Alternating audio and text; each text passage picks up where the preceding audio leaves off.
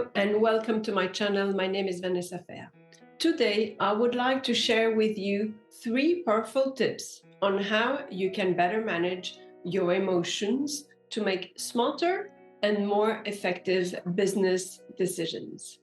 These insights are rooted in emotional and social intelligence, and they can really transform how you approach challenges in your business. These insights don't just improve how you lead, they can also have a serious impact on your bottom line, the way it was the case for me. So let's dive in. A study by Nobel Prize winning psychologist Daniel Kahneman showed that emotions contribute around 90% to our decisions, while logic only factors in around 10%. And there's actually a long history behind the idea of managing emotions. There's nothing new here, because philosophers like Seneca and the school of thought of the Stoics were already talking about it over 2,000 years ago. And don't get me wrong, I mean, being emotional is really the beauty of our human condition. I just want to share a personal experience with you. A few months ago, I was on a video call with one of my clients, and their request was completely out of the scope. However, I did not manage to say no, and the result is that I felt frustrated and angry. And I'm sure you can relate to that example too. So, what I'm about to share with you completely changed the way I managed that kind of situation, and it directly impacted my business. So, the first tip I want to share with you is to practice self-awareness. One of the most impactful ways to manage your emotions is really by practicing self-awareness. And it means tuning in to how you are feeling in the moment, and you create space around these emotions. So, for instance, when you feel overwhelmed, frustrated, or even overly excited, take a step back, pause, and breathe. That simple act of integrating distance between your emotions and your decisions can give you clarity, and it can really prevent impulsive reactions. So, the more you practice this, the better you'll become at responding thoughtfully instead of reacting emotionally. And another thing is changing your environment. So, like going out for a walk, it works really well for me, and it really helps clear my head, and it gives me the space to reset. The second tip I want to share with you is about developing empathy while setting clear boundaries. So, once you've gained a better understanding of yourself and you become more aware of your emotions, you can start improving your interpersonal skills. So, one of the best ways to do this is by practicing empathy. Being able to understand and relate to the emotions of others.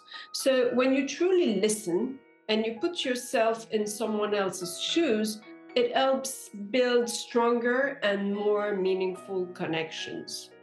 However, while empathy is crucial, setting clear boundaries is equally essential. So it's not just about understanding others, it's also about protecting your own emotional well-being. And boundaries help maintain balance and ensure that you do not overextend yourself.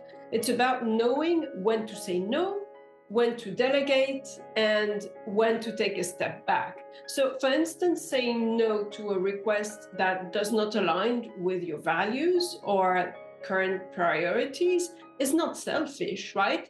It's necessary for preserving your focus and energy. And that's exactly what I experienced with that client. I was not able to diplomatically say no, and I took it personally, which resulted in me feeling bad for the rest of the day. So, setting boundaries also means recognizing your limits in terms of time, energy, and emotional investment. So, without them, you risk burnout and resentment, and your relationships may start to feel one-sided. So in a business context, this can show up as scope creep, when clients or projects begin to expand beyond the original agreement without additional compensation or resources. And allowing scope creep to happen can lead to overwork, frustration, and unmanageable workloads. So, by learning to say no, you're not only protecting your personal well being, but you're also ensuring that you can show up as your best self in your business, prevent burnout, and maintain clear expectations with your clients and your team. Tip 3 is about the power of adaptability. As an entrepreneur in 2024, adaptability is one of the most underrated skills you can have. It's not just about adjusting to changes in the market or technology, it's really also about adapting to people. So, everyone has their own communication style, emotional needs, and preferences. And being able to tune into the emotional state of the person in front of you can make all the difference. So, when you are adaptable, you can adjust your approach to meet them where they are. So, whether it's adjusting your tone in a conversation, choosing your words carefully, or being more patient, adapting to their needs creates a stronger connection. It really fosters, I would say, collaboration, reduces misunderstanding, and above all, it builds trust. So it's very important for you, your business, and the relationship that you have with the people around you. So the more flexible you are in how you communicate and respond, the more effective and supportive you will be in any situation. And as an entrepreneur, being adaptable means that you are better equipped to handle challenges, work with diverse teams, and manage a wide range of clients, helping you thrive no matter what comes your way. So the reason I'm sharing all of this with you today is because, probably like you, I'm a founder, I'm an entrepreneur, and I also have a postgraduate diploma in organizational and business psychology and several certifications in neuroscience and behavioral psychology.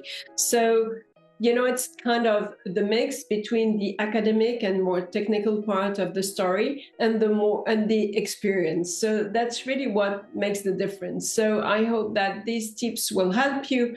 And I'm sure that if you implement these strategies, practicing, self-awareness, developing empathy while setting clear boundaries and embracing adaptability, you will see not only improved relationships, but you will see better results in your business. And these principles aren't just about managing emotions, they're also about creating a foundation for healthier relationships and connections and smarter decisions. So when you master the skills, you'll build stronger relationships with your clients, with your team, with your family, and with yourself. It's very important, right? So setting yourself up for long-term success. So take these tips to heart and start applying them today. I promise you'll notice the difference. And let me know in the comments.